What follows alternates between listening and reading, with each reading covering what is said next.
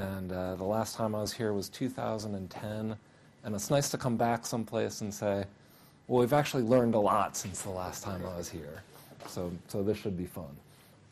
OK, so I'm going to tell you about the project BigBoss, which we'll be hearing about throughout the day. And this is a project. It's mapping the universe, and the key project here is understanding the physics of the universe from these maps. OK, this is the only picture of other physics that I have here, but we've built up the standard model of the universe over the last few decades, where there's the standard model of particle physics, all the particles in the standard model, the forces of nature, and these blocks have mostly been filled in now. But in addition to that, we have what we've called the standard model of cosmology to describe the universe as a whole. And this is one piece where it's really turned out to be quite different than what we thought it would. And in particular, this was our view of what the history of the universe should look like, the past history and the future history, if that makes sense, where the expectation was the universe started in a Big Bang, it would be expanding, it might expand forever, it might collapse down on itself, or it could just be this open universe. In fact, when this was finally mapped out only about 12 years ago, it turned out that the universe looked nothing like we thought it would, or at least what the future will look like. And what it is we know the universe started with the Big Bang 13.7 billion years ago. It's been expanding, but what's happening today is this expansion of the universe is accelerating. So every year we're expanding faster and faster. Eventually, we won't actually see most of the universe that we see today. So it'll have expanded beyond the visible universe. So in fact, you look at what the universe is composed of, and only 4.6%, about 4% is made out of protons, neutrons, electrons, what we have everyday experience with, and about 24% is dark matter, and 71.4%, about 72% is dark energy. And so this is the part that I'm focusing on here, not this little frosting on the universe of just a few percent. So I'll say the important discoveries are to be made here and where the bulk of the universe lies. OK, now I'm going to tell you about maps. OK, what is a map? A map is when we make a three-dimensional representation of what the universe looks like. And so we can look at objects in the universe. So these are nearby its planets or stars in our own Milky Way galaxy. More distant, there are galaxies, very distant galaxies, quasars that are even more distant, fueled by massive black holes. And then we can also see a lot of the dust and gas in the universe. From all these, we can make three-dimensional maps of where these objects are. In some cases, you can also map out the motions of these objects. So in any little cube of the universe that you look at, in principle, you can measure the three-dimensional position of those objects and the three-vector velocities of what's in that box. OK, what do we learn with maps of the universe? Okay, I'm going to go back and just talk about history a little bit. So historically, we've learned a lot about even just mapping what the solar system looked like. OK, so these are maps just going back a few hundred years where you map out the apparent positions of planets in our own solar system and the motions of those planets. And what you do is you say, well, I can make these maps and then insist that it has to be consistent with what we think the laws of nature are. And by doing so, well, we've actually learned about the laws of nature. The other thing that you learn about is what the initial conditions were that actually produced these maps eventually. So this is a nice famous example here of making a map of the solar system and looking at the transit of Venus across the sun. So hopefully everyone in this room saw this last year. So the transit of Venus, if you miss this, you're going to have to wait, what is it, another 121 years or something? So figure out how old you'll be the next time this happens. So you should feel really bad if you missed this. By doing this, making this map and working out the geometry of this map, we were actually able to figure out what the scale of the solar system was, where before this, it wasn't actually known to within about a factor of 2. But then making this map told us how big the solar system was to within 2%. So clearly that was an important map. These maps have been used to learn other laws of physics also, importantly proving general relativity back in 1920. Okay, what I'm going to tell you about are maps on a much bigger scale. So these are maps of the universe. So this is a deep two-dimensional image of the universe. And again, we're using these to do the same sorts of things. So it's testing what the physics are of the universe and then also the initial conditions of the universe. And again, we can go and in principle look at all these objects and measure their 6-dimensional positions in space. So some of these dimensions, of course, are easier to measure than others. And the other benefit that we get making a map of the universe is the more distant objects that we're looking at the universe when it was younger. So that's just the function of the light taking finite time to reach us. So this is a history of the universe right here, where if you look in the upper left-hand corner here, so that's the Big Bang. Very bright. Don't look directly at it. The universe went through a period of acceleration in the first fraction of a second, which is one piece of the history of the universe that we don't understand well at all.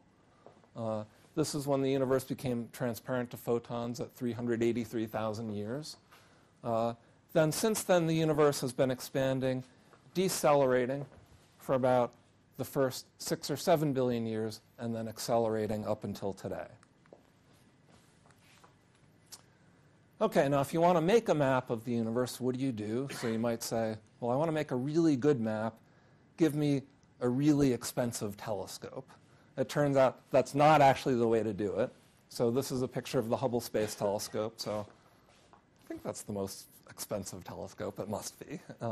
Anyway, you can ask how long it would take to even just make an image of the sky using this telescope. And it turns out it has such a small field of view. It's like looking through a soda straw that's 8 feet long. So what is that? 2.5 meters long, right? And so you can work out how long that would take, and it's about 200,000 years. So clearly that's not the right answer. What we did about 15 years ago was build a special purpose telescope for making exactly these maps. So this is the Sloan telescope at Apache Point, New Mexico. Quite an unusual design. The most unusual you see is there's no building on top of it. So the building actually rolls off the telescope, and then it just sits out there in the open. It's great until it snows. So I'm not sure I recommend this design. But anyway, there you have it. There it is. So this is a telescope we've been running for, 14 years now. But in the last 4 years, we actually rebuilt this telescope to explicitly do a dark energy experiment. And this has been in partnership with Spain. And what we've been doing is targeting about 1.5 million objects in the sky, where these objects, we get pictures of the sky, but then what we really want are these 3-dimensional or higher dimensional images of what this map looks like. And to do that, we're picking off light from 1.5 million selected galaxies with fiber optic cables and feeding them down into our instruments. And we do this right now in some very low technology ways mixed in, and that's with these plug plates where we have people that plug optical fibers into each and every one of these 1.5 million positions where we want to look.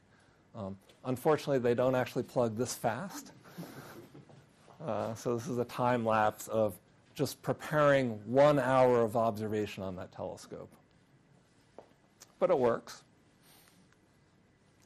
Here's the staff that actually plugs these plates, and behind them is this whole row of, we have thousands of these plates now that we've observed.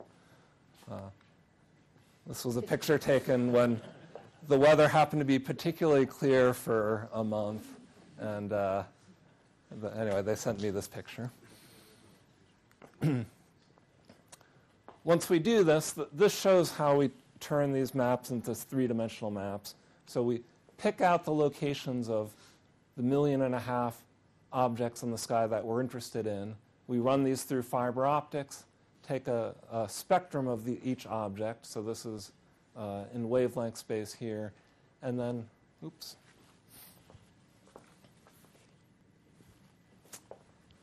Then there are characteristic wavelengths, in particular the hydrogen 3-to-2 transitions, 2-to-1 transitions, that we can pick out in each one of these spectra, determine what the recession velocity of each of these galaxies is, and then put it on a three-dimensional map. And so this is that map now. So this is a map we've been building up for a number of years. And it was just a couple of weeks ago we mapped our 1 millionth galaxy in BOSS. The important thing about this map is, I mean, you've seen visualizations like this when you go to the Star Trek movie or Star Wars or whatever, and they show something that looks like this. But this is fundamentally different because this is actually the universe that you live in. So you should become very familiar with this map of where you live. So in case the aliens abduct you and they have to take you back home, you can say, I live over here, right? So this is actually, each galaxy here is put where it actually is in three-dimensional space, and then we put in a color image of what that galaxy looks like.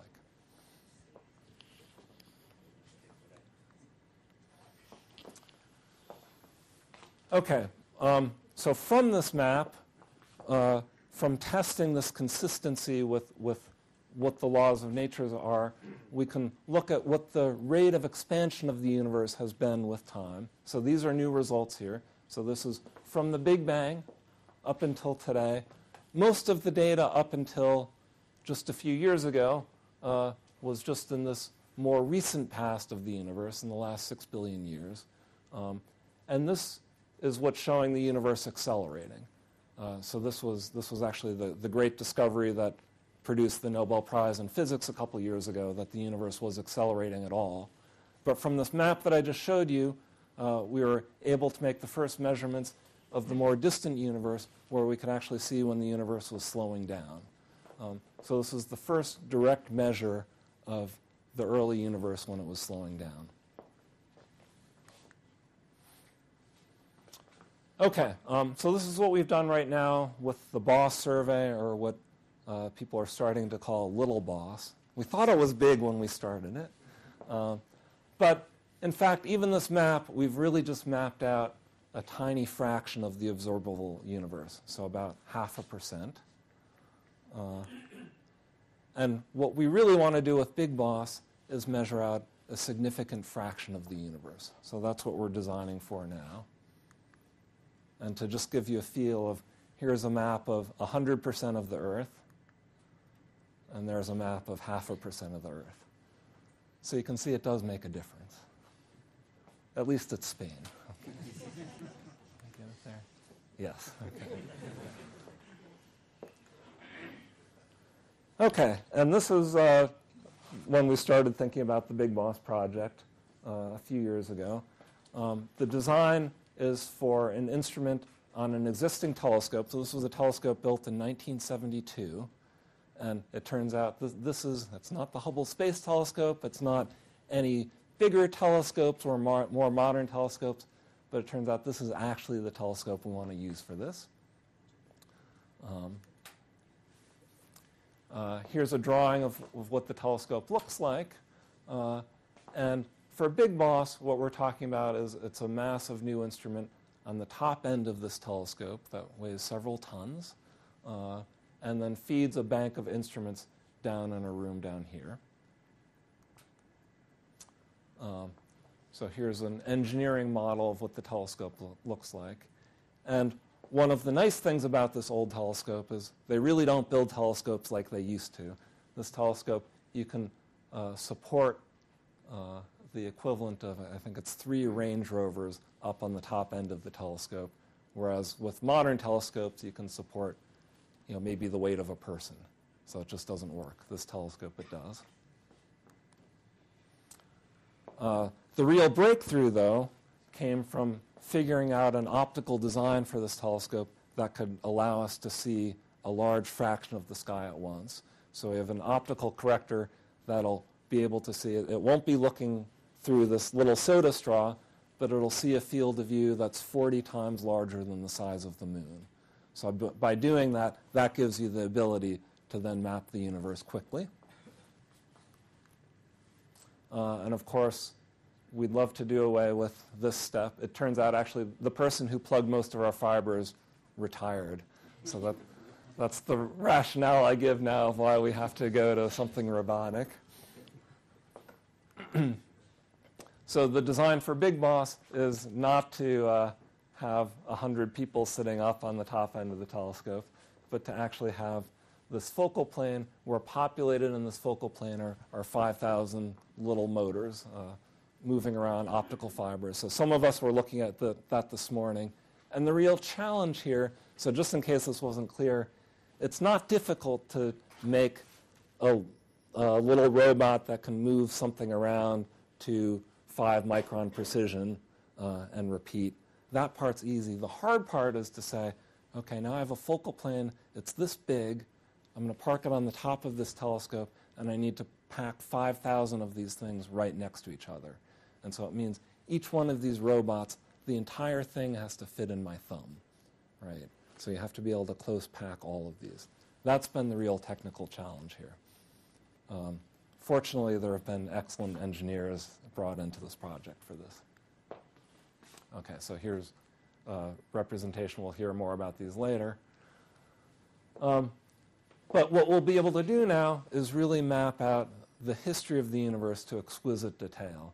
So this, again, is a history of the scale factor of the universe from the Big Bang up until today.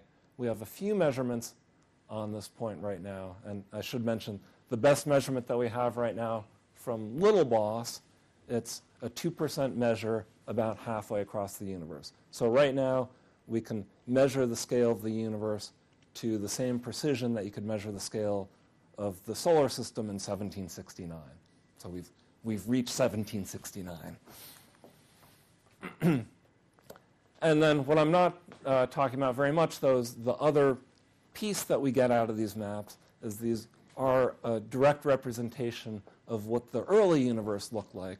So whatever this map looks like, it had to have grown from the initial seed fluctuations from the Big Bang.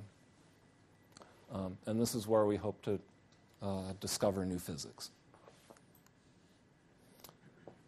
Okay, it turns out this telescope, this ideal telescope in Arizona, this 4-meter telescope, has a twin telescope in the southern hemisphere. So this is called the Blanco telescope in Chile. So from any one of these sites, you can't quite map out the whole sky. But it turns out because there's an optical twin to this telescope, if this is the right question to ask even in the year 2020, when we finish BigBoss, here we could actually pack up this instrument, bring it down to the southern hemisphere, and finish mapping out the whole sky. So this is something we're at least designing for as a possible future. Okay, so I'm just wrapping up here. I just want to go back to some of these historical lessons again. So you look at this transit of Venus in 1769. So this was used to map out the scale of the solar system. But it actually could have been done about 150 years before, or 100, whatever, what is it, 125 years before from the previous transit, because the telescope was already invented. You had clocks that were good to about 10-second precision. But the measurement actually wasn't done for this whole period of time. So this was a lost opportunity mapping out the scale of the solar system. You can also look at mapping out what the Milky Way looked like, our own galaxy, all the stars in our own galaxy. And here you can measure the distances to individual nearby stars from a geometric parallax. This was possible as soon as Galileo's telescope was invented in 1611. And if someone had looked at the right stars in 1612, they would have figured out they weren't sitting on a crystalline sphere. In fact, the measurement wasn't made until Bessel in 1838. Okay, so 227 years where someone could have made this discovery. And then even dark energy. So the discovery that the universe is accelerating today. So this was made in 1998 by two groups. But the technology to do this really existed 10 years before then, maybe even a little sooner. So it could have been made before then. No one actually made this measurement because no one expected to find anything interesting. So no one looked. Okay, so future ambitions here. Some are not necessarily worth doing. So it turns out when we put in our funding request for BigBoss, there was also a petition to build the Death Star. This was a real petition to the US Congress. So they had to respond to that. I don't know if this made the news here, but it was fun news in the US anyway. So they actually they rejected it, and they said, well, they rejected it for two reasons. One is we couldn't afford it, and the other was it didn't fit with the policy of the United States blowing up planets. But at the same time, we did put in a request to build BigBoss, and this was approved in December. So we'll be going ahead with this. And I'd say the time is now to make these discoveries, hopefully not in 2030 or 2130, but actually in the next 10 years. And I'll end there.